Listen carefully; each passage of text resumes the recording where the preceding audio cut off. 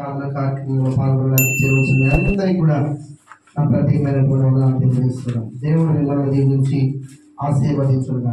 ఈ మధ్యాహ్న కాల సమయంలో మన యొక్క ధ్యానం నిమిత్తమై దేవుని యొక్క పరిశుద్ధ గ్రంథముల నుండి ప్రకటన గ్రంథము 3వ అధ్యాయము 15వ వచన భాగాన్ని 15-16 చదువుకొని మాటలను మనము కొద్దిసేపు ధ్యానం చేద్దాం. నీ క్రియలు నేను ఎరుగుదును, నీవు చల్లగానైనను వెచ్చగానైనను లేవు. నీవు చల్లగానైనను వెచ్చగానైనను ఉండిన మేలు, నీవు వెచ్చగానైనను చల్లగానైనను ఉండక నులివెచ్చగా ఉన్నావు కనుక నేను నిన్ను నా నోట నుండి ఉమ్మివేయ ఉద్దేశించుచున్నాను. చాలు, ఇచ్చిన ప్రార్థన చేసుకొని ఇచ్చిన వాక్యాన్ని మనం ధ్యానించాలి. మహోన్నతుడా, మహాగరుడా, ప్రేమగల తండ్రి, దయామహేశయాన్ని కొన్నాను. ఈ ఉదయకాల సమయం నుండి ఈ ప్రాతకాల సమయం వరకు పాటల ద్వారా, వాయిద్యుల ద్వారా, ఆరాధన ద్వారా నేను మహింపొంది ఉన్నాను. మా ప్రియుల జీవితాల్లో మీరు చేసిన అద్భుతమైనటువంటి ఆశ్చర్యమైనటువంటి కార్యాలను సాక్ష్య రూపంగా నేను కృపను అనుగ్రహించాలని చూస్తున్నాను. ఇక్కడ వారిని దీవించండి, ఆశీర్వదించండి, వారి అవసరం తీర్చండి. ఈ మధ్యాహ్న కాల సమయంలో కొద్దిసేపు మీ మాటలు వినాలని మేము ఆశపడుతున్నాం. చేరవచ్చిన వారితో, నాతో, మా అందరితో మీరు మాట్లాడండి. వినగల చెవిని, గ్రహింపగల మనస్సు, అర్థం చేసుకొని వాక్యానుసారంగా నడిచేటువంటి కృపను మీరు మమ్మల్ని అనుగ్రహిస్తూ మీరు ఆకలి కొరకు మమ్మల్ని సిద్ధపరచవలసిందిగా యేసు నామంలో అడిగి పెడుకొని ప్రార్థిస్తున్నాను మా ప్రియపరలోక తండ్రి, ఆమేన్. అందరూ గట్టిగా చెప్పండి హల్లెలూయా. ప్రభునందు ప్రియమైన దేవుని సంగమా, ఈ చదువుకున్నటువంటి లేఖన భాగము మనల్ని ఒక క్షణము ఆలోచింపజేసేటువంటి మాటలతో కూడిన, హెచ్చరికలతో కూడిన, గద్దింపులతో కూడిన ఏమండి మాటగా ఈ మాట మనకి కనబడతారు. హల్లెలూయా. ఈ లేఖన భాగంలో ఒక సంఘముతో, లవదొకియా అనేటువంటి ఒక సంఘముతో పరిశుద్ధాత్మ దేవుడు యోహాను భక్తుని ద్వారా మాట్లాడుతున్నటువంటి సందర్భాన్ని ఇక్కడ మనం చూస్తున్నాం. ఆ సంఘంలో ఉన్నటువంటి సంఘ బిడ్డలతో ఆత్మ చెప్పుతున్నటువంటి మాట ఈ యొక్క ప్రకటన గ్రంథంలో అనేక మార్లు కనబడేటువంటి ఒక మాట, నీ క్రియలు నేను ఎరుగుదును. హల్లెలూయా. అర్థమైందా? నీ క్రియలు నేను ఎరుగుదును, నీ క్రియలు నాకు తెలుసు అని ఆత్మ చెప్పుచున్నాడు. ఆత్మ చెప్పుతున్నటువంటి మాట, నీ క్రియలు నేను ఎరుగుదును. ఆయన మన క్రియలను ఎలా ఎరిగి ఉన్నాడో ఈ వాక్యంలో మనకి చాలా విశదీకరిస్తున్నాడు. ఇక్కడ చెప్పబడినటువంటి మాట, నీ క్రియలు నేను ఎరుగుదును, నీవు చల్లగానైనను వెచ్చగానైనను లేవు. నీవు చల్లగానైనను వెచ్చగానైనను ఉండిన మేలు. నీవు వెచ్చగానైనను చల్లగానైనను ఉండక నులివెచ్చగా ఉన్నావు గనుక నేను నిన్ను నా నోట నుండి ఉమ్మివేయ ఉద్దేశించుచున్నాను. ఉద్దేశము కలిగి. హల్లెలూయా. ఏమని అంటున్నాడు ఇక్కడ? మీరు చల్లగానైనా లేరు, వెచ్చగానైనా లేరు. మీరు చల్లగానైనను నులివెచ్చగానైనను ఉండిన ఎడల మేలు. హల్లెలూయా. మీరు చల్లగానైనను లేరు, నులివెచ్చగానైనను ఉండక, వెచ్చగానైనను లేరు, చల్లగానైనను లేరు, మీరు ఎలా ఉన్నారు? నులివెచ్చగా ఉన్నానండి. అంటే అటు చల్లదనము కాదు, ఇటు వెచ్చదనము కాదు, నులివెచ్చగా మధ్యస్థంగా ఉన్నారు. హల్లెలూయా. వీరికి ఒక పేరు పెట్టచ్చు, గోడ మీద పిల్లి కదా, అంతేనా? గోడ మీద పిల్లి ఏం చేస్తుంది? చక్కగా కూర్చొని ఉంటుంది. మా బండి గారు కూడా అట్లే కూర్చొని ఉంటాడు పాపలు. తెల్లారుజాము 3 గంటలప్పుడు అటైనా దొరకవచ్చు, ఇటైనా దొరకచ్చు. ఏమంటే ఎవడు చక్కగా పెట్టేసాడు. ఏమంటే వాడు కొబ్బరి మొక్క తిన్నట్టు అని, కొబ్బరి మొక్క తిన్నట్టుంటాడు. బాగా చికెన్ పెట్టి, జీడిపప్పు పెట్టి, బాదం పప్పు పెట్టి, నేను తినేన్ని వాడికి పెట్టేవాడు. ఏది వద్దని వాడు కదా పాపం వాడు అంటది దిగేవాడు. ఏమంటే దిగేవాడుతో పలహారం అయిపోయాడు. ఏమండి ప్రభునందు ప్రియమైనటువంటి దేవుని బిడ్డలారా, గోడ మీద పిల్లి అది అటైనా దూకింది, ఇటైనా దూకింది, ఎటైనా దూకింది. దాని అవకాశాన్ని బట్టి ఆ లౌదోకీయ సంఘంలో ఉన్నటువంటి విశ్వాసులను ఆత్మదేవుడు ఏమంటున్నాడు? మీరు చల్లగానైనను లేదు, వెచ్చగానైనను లేరు, మీరు ఎలా ఉన్నారు? నులివెచ్చగా ఉన్నారు. హల్లెలూయా. మనకి ఇంకా బాగా అర్థమయ్యేటట్టు చెప్పాలంటే, మీరు విశ్వాసులుగాను లేరు, అవిశ్వాసులుగాను లేరు. ఎలా ఉన్నారు? ఇప్పుడు మధ్యస్థంగా ఉన్నారు. హల్లెలూయా. విశ్వాస సంబంధమైనటువంటి క్రియలు కనబడట్లేదు, అలా అని చెప్పి శరీర సంబంధంగాను మీరు ఉండట్లా, మధ్యలో ఉన్నారు. మీరు అటైనా ఉండాలా లేదా ఇటైనా ఉండాలి. మీరు ఉంటే వెచ్చగానైనా ఉండాలి, లేదంటే చల్లగానైనా ఉండాలి. మీరు ఎలా ఉన్నారు? నులివెచ్చగా ఉన్నారు అని లవోదికీయ సంఘముల గురించి పరిశుద్ధాత్మ దేవుడు ఆ రోజుల్లో మాట్లాడాడు. ఈ రోజు పరిశుద్ధాత్మ దేవుడు నీతో మనందరితో మాట్లాడుతున్నాడు. నువ్వు చల్లగా ఉన్నావా, లేకపోతే నులివెచ్చగా ఉన్నావా, లేకపోతే వెచ్చగా ఉన్నావా? దేవుడు నిన్ను ఎలా ఉండాలని ప్రేరేపిస్తున్నాడు? నువ్వు నులివెచ్చని స్థితిలో ఉండడం దేవుడికి ఇష్టం లేదు. అయితే ఆ ఒడ్డు లేకపోతే ఈ ఒడ్డు అన్నట్టు. కుదిరితే దేవుళ్ళు ఉండడం, కుదరకపోతే టాటా బై బై, సీయు. నీకు, నీ ప్రార్థనలకి, నీ సాక్ష్యాలకి, నీ సహవాసానికి గుడ్ బై. లేదు అంటే చచ్చేదాకా. నా సహోదరి అర్థం చూసారా? వాళ్ళు ఆడలేదు, మీరు వస్తే మాకు కాదు.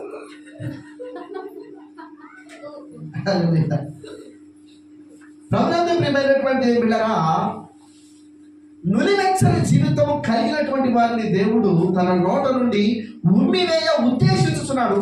వేసేలా ఆ మాటకు అర్థము ఉమ్మేసేలా. ఉమ్మేసేసింది, ఉమ్మితే మళ్ళా తీసుకుంటారు ఎవరైనా? ఉమ్మింది ఎవరు? తీసుకోరు కదా. అలాగే ఉమ్మి వేసేవాడంటే నాకు పనికి రాదని,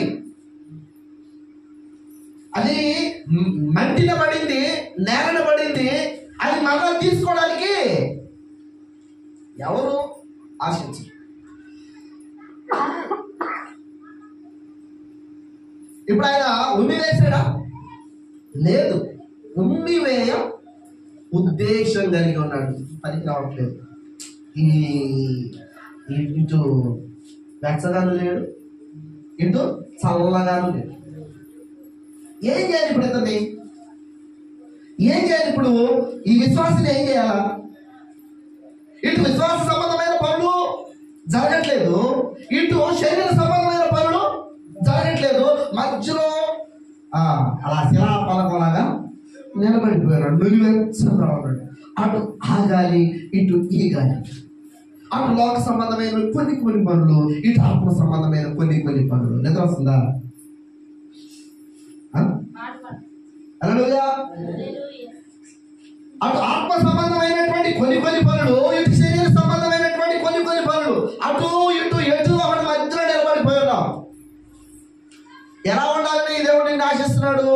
నేను సంపూర్ణునిగా చేయాలని దేవుడు ఆశిస్తున్నాడు. అందుకే నీ కోసము ఆయన ఎదురు చూస్తున్నాడు. అందుకే నేను ఎన్నుకున్నాడు. నేను నిన్ను ఎన్నుకున్నాను అన్నాడు. ఎన్నుకున్న దేవుడు తను ఎన్నుకున్న రీతిలో, తను అనుకున్న రీతిలో నిన్ను మలచగలడా? మలచలేడా? మలుస్తాడు. ఆయన మలుచినట్లు నువ్వేం చేయాలా? ఆయన చేతిలో ఒదిగిపోవాలి. ఆయన చేతిలో నువ్వు ఒదిగిపోవాలి. మనం అలాగా హల్లెలూయా ఎదురు తిరుగుతుంటాం. ఎదురు తిరిగినప్పుడు బట్టి ఆ కుమ్మరివారి చేతిలో ఎదురు తిరిగిన దానికి ఏం చేస్తాడు?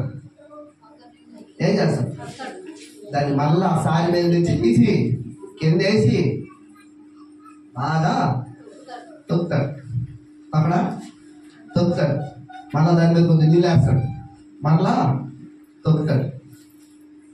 అప్పటికి అది ఇంకా కాలేదనుకో, మళ్ళా ఏం చేస్తాడు? మళ్ళా నీళ్ళు తొక్కుతూనే ఉంటాడు. ఎప్పుడు వరకు తొక్కుతాడు? అది ఆయనకు అనుకూలమైనటువంటి రూపంలోనికి వచ్చేంత వరకు ఆ మట్టిని తొక్కుతూనే ఉంటాడు. హల్లెలూయా. నన్ను తొక్కుతావా?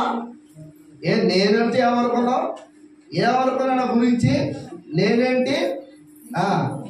నా స్థితి అయింది, నన్ను దొక్కుతావను అని చెప్పి ఆ మట్టి ఎదురు తిరిగింది అనుకో, ఏం చేస్తాడు? పనికిరాని మట్టి ఏం చేస్తాడు? పడేస్తాడు. దెబ్బ కొడుకులకి ఇసిరేస్తాడు. ఏదో దాని వైపు పొరపాటును కూడా చూడు. హల్లెలూయా.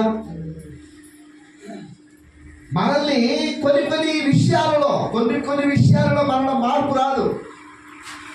కొన్ని విషయాలు మనం మార్చుకోలేము. అంత తొందరగా మనము త్వరగా చేయబడలేము. అంత త్వరగా మనలోనికి రూపాంతరం అనేది రాదు. ఆయన రూపంలోనికి మార్చబడేంత వరకు ఆయన ఏం చేస్తుంటాడు? మనల్ని సరి చేస్తూ ఉంటాడు. నువ్వేందయ్యా నాకు చెప్పేది? ఏందయ్యా నాకేందయ్యా ఈ బాధ? నాకేందయ్యా ఈ శోధన? నాకేందయ్యా ఈ కష్టము? నాకేందయ్యా ఈ బాధ? అది ఎదురు తిరిగితే చీపో. ఎప్పుడైతే చీపో అన్నాడంటే ఇక నీ బతుకు, నువ్వు చల్లగా లేవు ఇటు తీసివేయడానికి, ఇటు వెచ్చగాలేవు అట్టు పెట్టుకోవడానికి. ఎలా ఉన్నావు? నులివెచ్చగా ఉన్నావు. నాకు ఎటూ ఉపయోగపడని పరిస్థితి. పరిశుద్ధాత్మ దేవుడు మనతో మాట్లాడతాడు. ప్రభునందు ప్రియమైనటువంటి దేవులారా, నులివెచ్చని జీవితము కలిగినటువంటి వారికి కలిగి ఉండేటువంటి కొన్ని లక్షణాలు నేను ఈ మధ్యాహ్న కాల సమయంలో మీకు పరిచయం చేయాలని ఆశపడతా ఉన్నా. ఏదండి నులివెచ్చని జీవితం అని అంటున్నావు? మేము నులివెచ్చని వారమని నువ్వెలా తెలుసుకున్నావు? మేము నులివెచ్చగా ఉన్నామని, మేము నులివెచ్చని భక్తి జీవితాన్ని అనుసరిస్తున్నామని నువ్వు ఎట్లా కనిపెడతావు? చాలా మందికి ఇలాంటి ప్రశ్నలు వస్తా ఉంటాయి. మీ ప్రశ్నల సమాధానం పరిశుద్ధ గ్రంథమే తెలియజేస్తుంది. చూడండి, దేవుని యొక్క పరిశుద్ధ గ్రంథంలో నుండి ప్రకటన గ్రంథము 2వ అధ్యాయము 4వ వచన భాగాన్ని చదువుదాం. అయినను మొదట నీకుండిన ప్రేమను నీవు వదిలితివని నేను నీ మీద తప్పు ఒకటి మోపవలసి ఉన్నది. నీవు ఏ స్థితిలో నుండి పడితివో అది జ్ఞాపకం చేసుకుని మారు మనసు పొంది ఆ మొదటి క్రియను చేయము. అట్లు నీవు చేసి నీవు మారు మనసు పొందితే సరే, లేని ఎడల నేను నీ యొద్దకు వచ్చి నీ దీపస్తంభమును దాని చోట నుండి తీసివేతును. దేవునికి స్తోత్రం. హల్లెలూయా. దేవుడు మొట్టమొదటిగా మన మీద మోపుతున్నటువంటి ఒక నింద ఏమిటంటది? మొదట ఉండిన ప్రేమ ఇప్పుడు లేదు. మందిరంలోకి వచ్చిన మొదట్లో పాస్టర్ గారు మీరు ఏం చెప్తేనండి, మీరు ఎట్ట చెప్తే అట్ట, మీరు కూర్చోమంటే కూర్చోటం, లేమంటే లేస్తాం. మీరు ఎట్ట చెప్తే అట్టండి. రోజులు గడిచినాయి, సంవత్సరాలు గడిచినాయి. ఇప్పుడేం పరిస్థితి? నువ్వు చెప్తే చేయాలా? నువ్వు చెప్పింది మేము చేయాలా? హల్లెలూయా. నువ్వు చెప్తే నేను చేయాలా? అంతేగా? నా మొదట నా ప్రేమ, అప్పుడు ప్రేమ ఉంది కాబట్టి దేవుని వాక్యం చదవస్తుంది. నేను దేవుని ప్రేమించిందని చెప్పిన వాడు దేవుని ఆజ్ఞలను గైకొనుడు.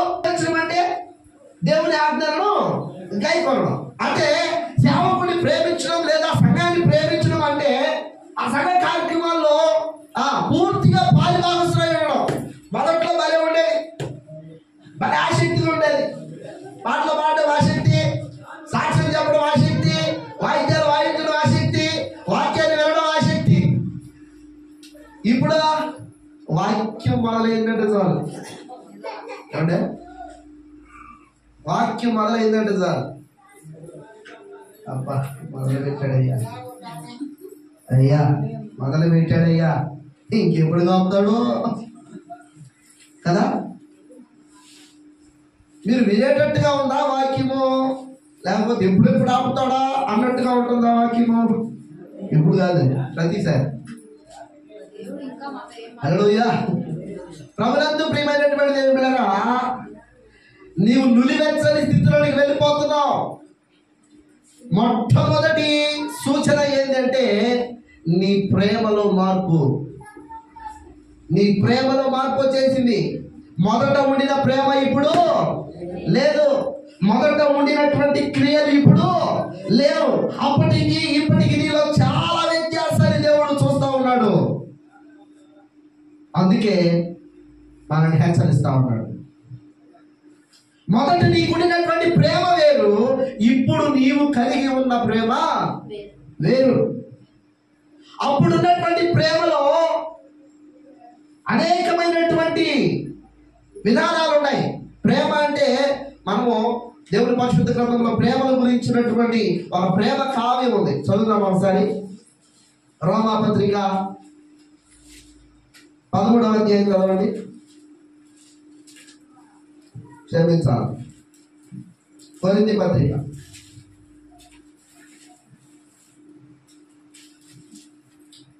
13వ అధ్యాయం మొదటి నుంచి.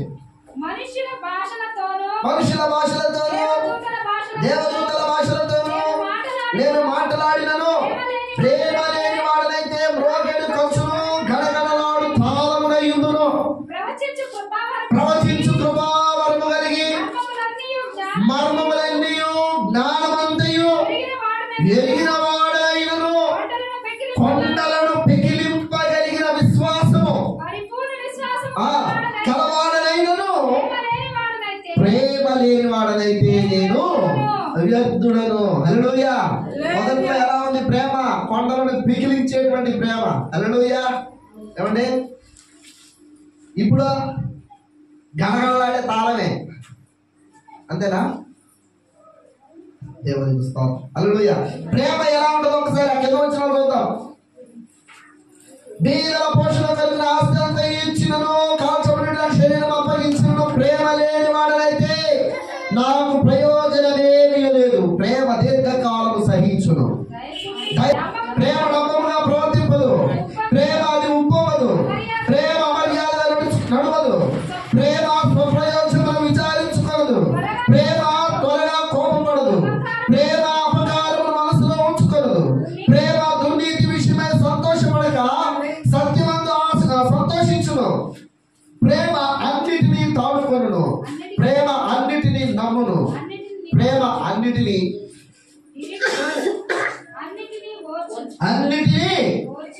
ఓర్చును, నిరీక్షించును. ప్రేమ అన్నిటినీ ఓర్చును. ప్రేమ శాశ్వత కాలము ఉండును. ప్రవచనములైన నిరంతకములను, భాషలైన నిలిచిపోవును, జ్ఞానమైన నిరంతకమును. కానీ ప్రేమ శాశ్వత కాలము. హల్లెలూయా. ప్రేమ అంటే అది. మొదట్లో ఈ లక్షణాలన్నీ కనపడి, ఇప్పుడు తిరస్కారం, వ్యతిరేకత.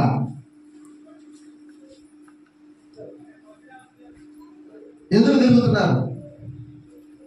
పరిశుద్ధాత్మ దేవుడు అందుకే అంటున్నాడు, మొదట నీకుడినటువంటి ప్రేమ ఇప్పుడు లేదు. కాబట్టి నువ్వు నిలువెచ్చని స్థితిలో ఉన్నావని పరిశుద్ధాత్మ దేవుడు మనల్ని హెచ్చరిస్తా ఉన్నాడు. ఈ లక్షణాలు మనలో ఏమైనా ఉన్నాయేమో పరీక్షించుకోవాలి. ప్రేమ తక్కువైపోయిందేమో పరీక్షించుకోవాలి. ప్రేమలో మార్పు వచ్చిందేమో పరీక్షించుకోవాలి. సంఘము పట్ల అటువంటి ప్రేమ మనము కలిగి ఉన్నామేమో లేమో మనము పరీక్షించుకోవాలి. హల్లెలూయా. ఇక కొన్ని విషయాలు చెప్తాను చూడండి. దేవుని యొక్క పరిశుద్ధ గ్రంథంలో రోమాపత్రిక 10వ అధ్యాయము చదవండి. రోమాపత్రిక 10వ అధ్యాయము 17వ వచనం చదువుదాం. 10:17. కాగా వినుట వలన విశ్వాసము కలుగును. వినుట క్రీస్తును గూర్చిన మాట వలన కలుగును. చాలండి. హల్లెలూయా. కాగా వినుట వలన ఏం కలుగుతుందంట? విశ్వాసం కలుగుద్ది. హల్లెలూయా. సంఘ ఆరాధనలు మనకు విసుగు పుట్టిస్తున్నాయి. ఎందుకు? సంఘ ఆరాధన మనకి విసుగుగా ఉంది. ఎప్పుడెప్పుడు ముగిస్తాడా, ఎప్పుడెప్పుడు ఆపేస్తాడా, ఎప్పుడెప్పుడు మనం ఇంటికి వెళ్ళిపోదామా, వేడిగా బాగా మసాలాలు వేసి అంటే గుమ్మలాడేటట్టుగా ఆహార పదార్థాలు సిద్ధపరచుకొని వచ్చాం. అదే చాలు పోయిందా కొండ 5 నిమిషాలు 10 నిమిషాలు. హల్లెలూయా. తిండి మీద ఉన్నటువంటి ఆసక్తి ఆరాధన పట్ల మనకి కొదువైపోతా ఉంది. ఇక్కడ దేవుని వాక్యం ఏమని సెలవిస్తుందంటే వినడం వలన విశ్వాసము కలుగుతుంది. అది క్రీస్తును కూర్చిన మాట వలన కలుగుతుంది. ఏ మాటలు వింటున్నా? దేవుని మాటలు వింటే నీకు విశ్వాసం కలగాల. దేవుని మాట వింటే నీకు ప్రేమ అధికం అవ్వాలా. ఏం వింటున్నావు? దేవుని పట్ల నీకు ఆసక్తి, దేవుని పట్ల నీకు ఉత్సాహం ఉంది, పరీక్షించు. నువ్వు ఆరాధనను నిర్లక్ష్యం చేస్తున్నావు అంటే దేవుని మాట వినట్లేదు. దేవుని మాట వినకుండా దెయ్యం మాట వింటున్నావు. అందుకే నీకు ఆరాధన పట్ల ఆసక్తి తక్కువైపోతా ఉంది. గద్దింపుకు లోబడిన వాడు శిక్షకు పాత్రుడని దేవుని వాక్యం సెలవిస్తావు.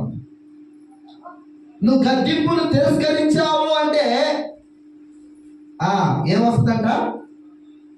శ్రమ వచ్చినట్టే, కష్టము వచ్చినట్టే, వ్యాధి బాధలు వచ్చినట్టే. హల్లెలూయా. మేలుకోని స్నేహితుడు ఏం చేస్తాడు? గాయపరుస్తాడంట.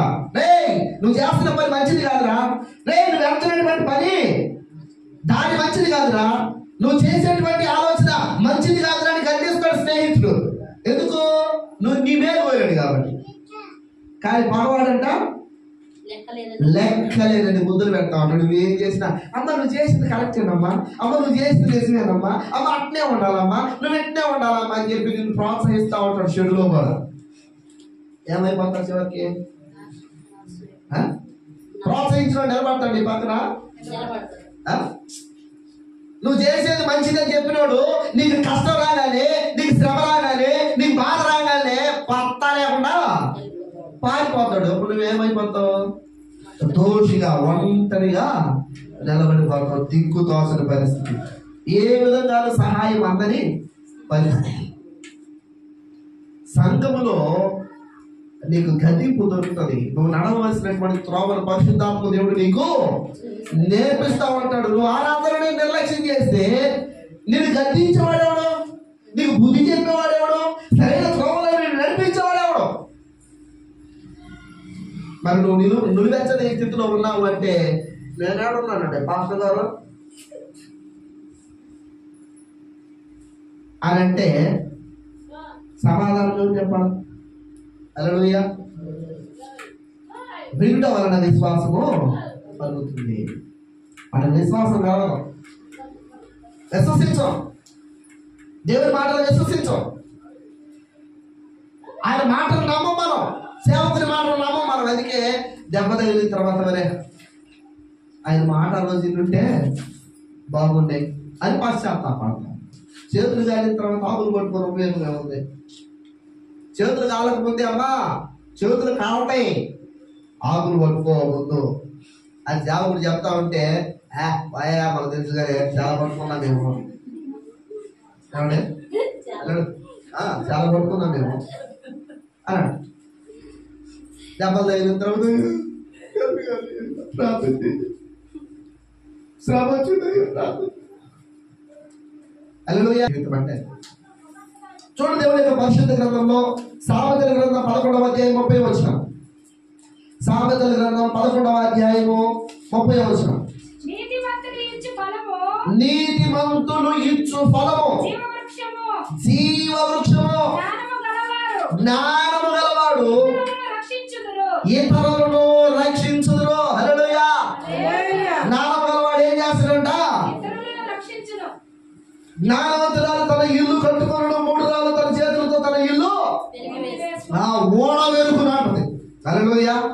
ఏం చేస్తాడంట? ఓడ వెరుగుతాడంట. హల్లెలూయా. ప్రభునందు ప్రియమైనటువంటి దేవుని బిడ్డలారా, ఈ మాటలో చక్కని మాట మనం చదువుతున్నాం. 30వ వచనం ఏమంటే, నీతిమంతులు ఇచ్చు ఫలము జీవములను ఏం చేస్తారంట? రక్షిస్తారు. నీ ఎదురుగా ఉంటే నీకు సంతోషం ఉండదా? హల్లెలూయా. ఎన్ని ఆత్మలు రక్షించారు? ఎన్ని ఆత్మలు దేవుని సన్నిధికి తీసుకొని వచ్చారు? ఎన్ని ఆత్మలు దేవుని సన్నిధిలో కూర్చోబెట్టారు? ఎన్ని ఆత్మలు దేవుని సన్నిధిలో బలపరచబడడానికి నీ వంతుగా నువ్వు ప్రయాసపడాలి.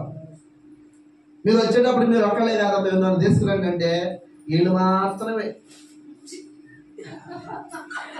బైబిల్ పట్టుకొని ఎంత చక్కగా వస్తారు. హల్లెలూయా. బిడ్డల్లో కూడా మందిరాన్ని తీసుకురారు. ఏమండి? కోడళ్ళని తీసుకురా, కొడుకుల్ని తీసుకురా, భర్తలని తీసుకురా, భార్యల్ని చేసుకున్నారు. వీళ్ళు మాత్రమే వస్తారు భక్తులంగా.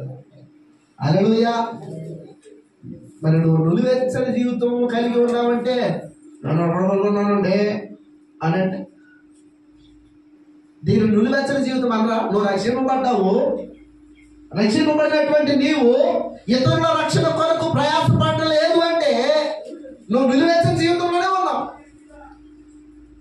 అందుకే దేవుడు నిన్ను తన నోట నుండి ఉమ్మివేయ ఉద్దేశిస్తున్నాడు. నువ్వు రక్షణ పొందావు. దేవుని మందిరానికి నువ్వు చక్కగా వస్తున్నావు. నువ్వు సంతోషాన్ని, ఆనందాన్ని, నెమ్మదిని, సౌఖ్యాన్ని, సుఖాన్ని దేవుని సన్నిధిలో పొందుకుంటున్నావు. నీ వరకు నువ్వు బాగుంటే సరిపోయిందా? నీ ఇంట్లో ఉన్న మిగతా వారికి అవి అవసరం లేదా? నీ ఇంటి పక్కన వారికి అవసరం లేదా? నీ బంధువులకు అవసరం లేదా? నీ ఇరుగు పొరుగు వారికి ఆ రక్షణ అవసరం లేదా? ఆ రక్షణ మార్గాన్ని వాళ్ళకి ఎందుకు పరిచయం చేయలేకపోతున్నావు? నువ్వు నిలువెచ్చగా ఉన్నావంటే బాధపడుతున్నావు. న్యాయమేనా? నిలువెచ్చని జీవితం 3వ అంశం ఏంటి? ఇతరుల రక్షణ కొరకు నువ్వు ఇతరుల యొక్క సహవాసం కొరకు దేవునిలో బలపరచబడడానికి నువ్వే మాత్రము సహకరించట్లేదు. అందుకే దేవుడు నీ నులివెచ్చని జీవితము అని అంటున్నాడు. దేవునికి స్తోత్రం. హల్లెలూయా. చూడండి దేవుని యొక్క పరిశుద్ధ గ్రంథంలో సామెతల గ్రంథము 18వ అధ్యాయం 11వ వచనం చదవండి. 18:11. ధనవంతునికి వారి ఆస్తి వారికి ఆశ్రయ పట్టణం, వారి దృష్టికి అది ఎత్తైన ప్రాకారం. ఆపత్తు రాకముందు నరుని హృదయము ఘనతకు ముందు వినయముండును. దేవునికి స్తోత్రం. హల్లెలూయా. ప్రభునందు ప్రియమైనటువంటి దేవుని బిడ్డలారా, ధనవంతునికి వారి ఆస్తి ఆశ్రయ పట్టణము, వారి దృష్టికి అది ఎత్తైన ప్రాకారం. హల్లెలూయా. ప్రతి దానికి ఎలా ఉంటుంది మనకి? అభ్యంతరం. ప్రతి దాన్ని అభ్యంతరం పడతా ఉంటాం. 19వ అధ్యాయము 11వ వచనం చదవండి. 19:11. ఒకరి సుబుద్ధి వారికి దీర్ఘశాంతమునిచ్చును, తప్పులు క్షమించినట్టు వారికి ఘనతనిచ్చును. హల్లెలూయా. హల్లెలూయా. తప్పులు క్షమించుట వానికి ఘనతనిచ్చును. ఇప్పుడు మనం ఏం చేయాలంట? ఏం చేయాల? తప్పులు క్షమించాలి. తప్పులు క్షమించాలి. ఎవరు తప్పులు క్షమించాలా? పొరుగు వారి తప్పులు క్షమించాలి. పొరుగు వారి తప్పులు క్షమించినప్పుడు నీకేం మేలు కలుగుతుంది? దేవుడు నీ తప్పులు క్షమిస్తాడు. మనం ఏం చేస్తామంటే విమర్శ చేస్తూ ఉంటాం ఎక్కువ. పలానా ఎట్లా, పలానా ఎట్లా, ఆయన ఎట్లా చేస్తుంది, ఆయన ఎట్లా చేస్తున్నాడు, ఇదే మన పని అంటే విమర్శిస్తూ ఉంటాం ఎక్కువ. ఎదుటి వారిని విమర్శిస్తూ ఉంటాం. తప్పులు ఎన్నువారు తనలో తప్పు, తప్పులు ఎన్నువారు తమ తప్పులు ఎరుగలయా అని ఒక కవి చాలా చక్కగా రాశాడు. హల్లెలూయా. తప్పులు ఎన్నేవారు అనేకులు, ఈ తప్పులు ఎన్నేవారు తమ తప్పులు ఎరుగలంట. అందుకే పరిశుద్ధ గ్రంథంలో ఒక మాట రాయబడింది, ఎదుటివారి కంట్లో ఏముంది, నలుసుంది, ఈడి కంట్లో ఏముంది, దూరం. దూరం అంటే తెలుసా, దూరం అంటే ఎంత ఉంటుంది, ఈ నెట్రా అంటే దూరం అంట, అవునా? దూరం అంటే పెద్దది, నలుసు అంటే చిన్నది. ఈడి కంట్లో ఏముంది, దూరం ఉంది, ఎదుటివారి కంట్లో నలుసు. ఈ దూరం పెట్టుకున్నాడు ఎదుటివారి కంట్లో ఏం వెతుకుతున్నాడు అనబడిద్దా? ఈ తప్పులకి తెలియదు, కానీ ఎదుటి తప్పులు మాత్రం వాళ్ళే ఎత్తు చూపిస్తాను. హల్లెలూయా. నొలివెచ్చని జీవితంలో ఇదొక పార్ట్. ఇప్పటికి ఏం చెప్పారు మీకు? 4. మొదటిది ఏంటి? ప్రేమ. రెండవది విశ్వాసం. మూడవది ఆత్మల సంపాదన. నాలుగవది క్షమించుట. క్షమించం, ఆత్మల సంపాదన చేయం, ఏమండి విశ్వాస జీవితాన్ని కొనసాగించం. మొదట వచ్చినటువంటి ప్రేమ, దేవుని దగ్గరకు వచ్చినప్పుడు ఉన్నటువంటి క్రియలు ఇప్పుడు లేవు. అప్పుడు గంటల తరబడి మోకరించి ప్రార్థన చేసేదాన్ని. ఇప్పుడు ప్రభు సంస్కారాలను తీసుకునేటప్పుడు కూడా మోకరించట్లా కదా. అప్పుడేమో ప్రభుత్వం కొరకు ప్రార్థన చేయడం గారు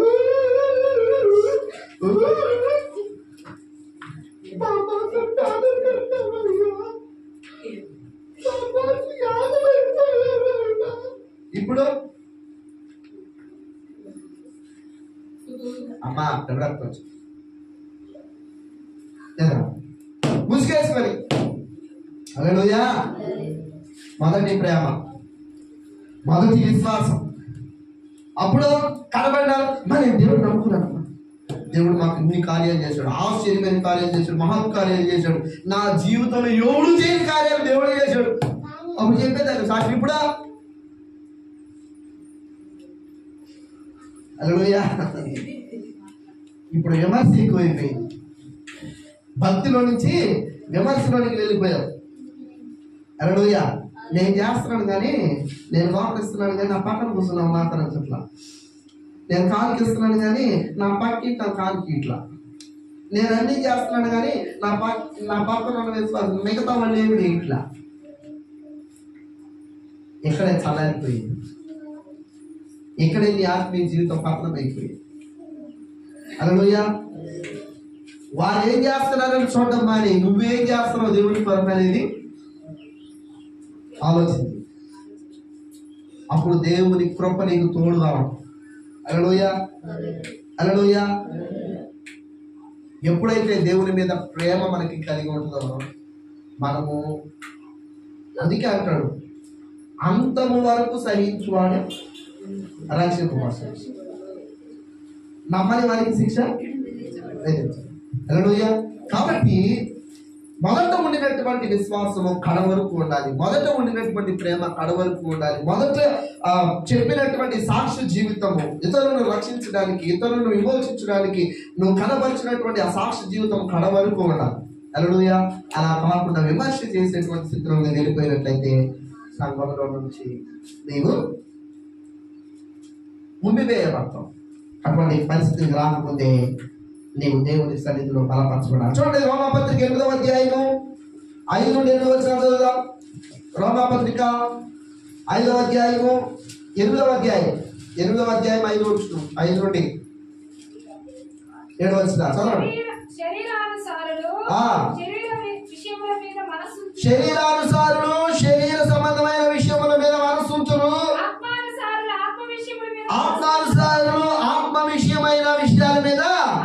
మనస్సు ఉండును. శరీరానుసారమైన మనస్సు మరణం,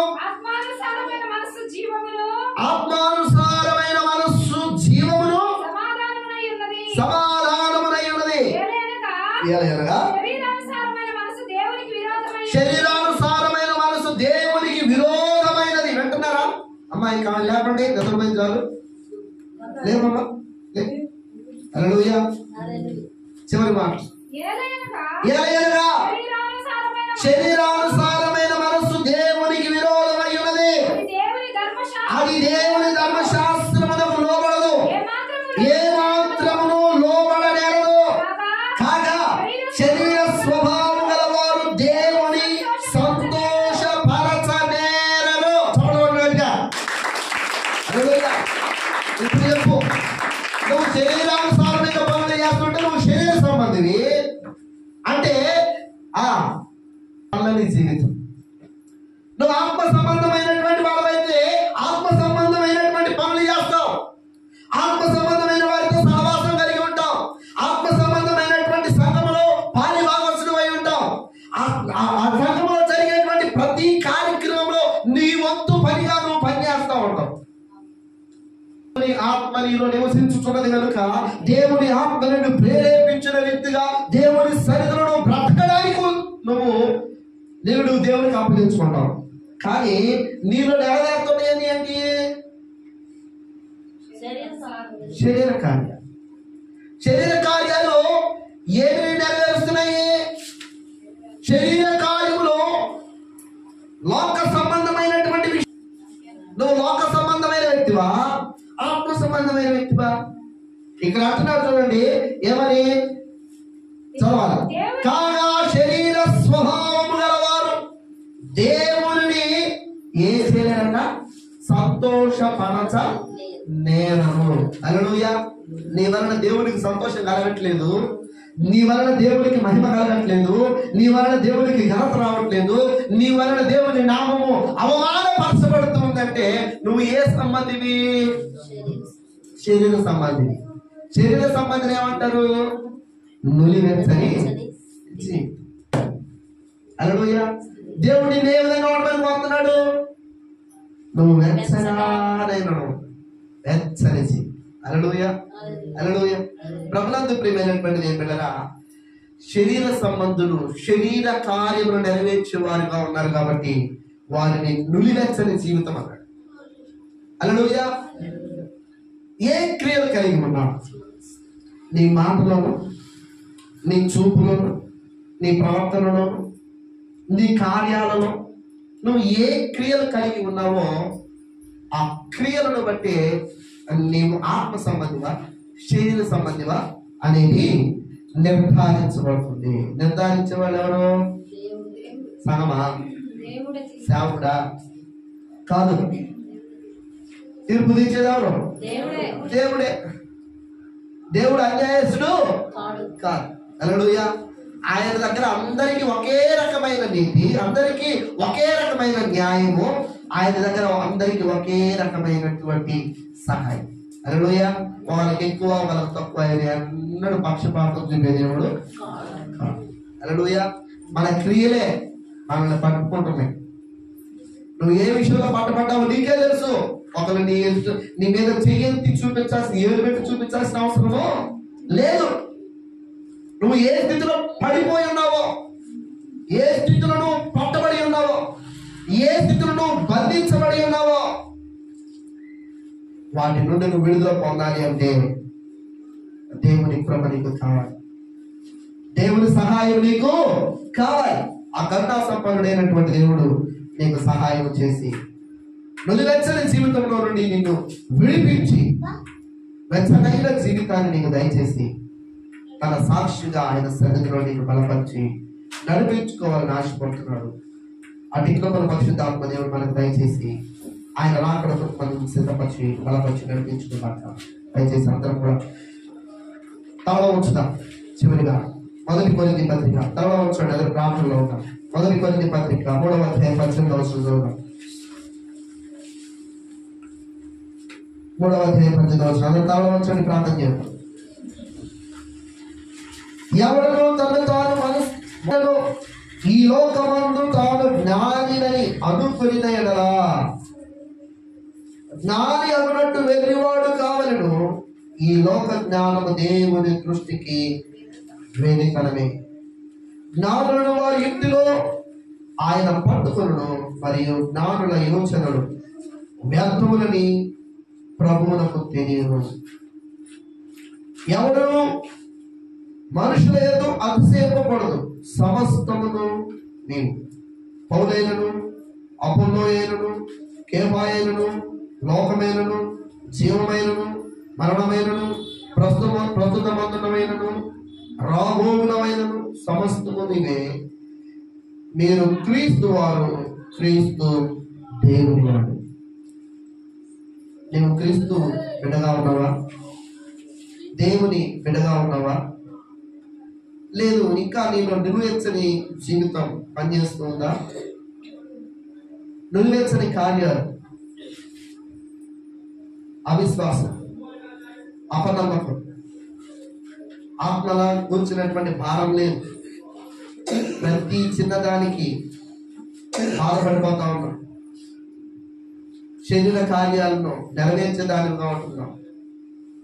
బహు తరచుగా ఆదివారం కార్యక్రమాలకి దూరమైపోతా ఉన్నాం. నీకు దశమ భాగం ఇవ్వడం భారంగా అనిపిస్తుంటది. దేవుని సరి కానుకలు తీసుకురావడం భారంగా అనిపిస్తూ ఉంటుంది. దేవుని పనికి సహకరించడం భారంగా అనిపిస్తూ ఉంటుంది. ఇవన్నీ నులివెచ్చని జీవితానికి సాదృశ్యం. నువ్వు నిలువెచ్చని జీవితంలో నశించిపోవడం దేవునికి ఇష్టం లేదు. నువ్వు నిలువెచ్చని జీవితంలో పతనమైపోవడం దేవునికి ఇష్టం లేదు. అందుకే ఈ మధ్యాహ్న కాల సమయంలో నిన్ను ప్రేరేపిస్తున్నాడు, నేను హెచ్చరిస్తున్నాడు. ఇంకా నువ్వు శరీర సంబంధమైనటువంటి కార్యాలు నెరవేర్చి వ్యక్తులుగా ఉన్నావా? వాటన్నిటి నుండి విడుదల పొందు, వాటన్నిటిని విడిచిపెట్టు. దేవుని కృప నీకు తోడై. అతిక్రమములు దాచిపెట్టువాడు వర్ధిల్లడు, వాటిని ఒప్పుకొని విడిచిపెట్టువాడు కనికరం పొందలని దేవుని వాక్యం సెలవిస్తుంది. కాబట్టి దేవుని కనికరం, దేవుని మహదైశ్వర్యం మనకు తోడుగా ఉంది. మన నిత్య జీవానికి వారసులుగా చేయటం అటు కృపను పరిశుద్ధాత్మ దేవుడు మనకు దయచేయను.